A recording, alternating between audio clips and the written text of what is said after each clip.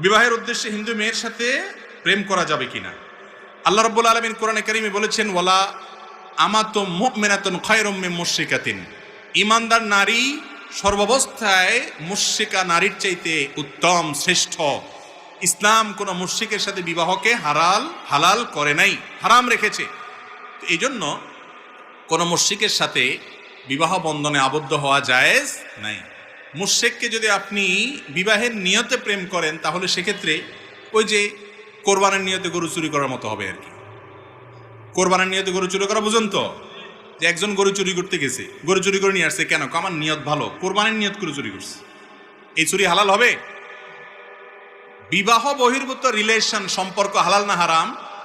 নবী করিম সাল্লাল্লাহু আলাইহি ওয়াসাল্লাম বলেছেন, বুখারীতে এবং আবু দাউদে হাদিস বর্ণিত হয়েছে, 4টি কাজ হারাম, অথচ মানুষ সেগুলোকে কিয়ামতের আগে এক সময়, এমন একটা সময় আসবে মানুষ হালাল মনে করবে। তার ভিতরে একটা হলো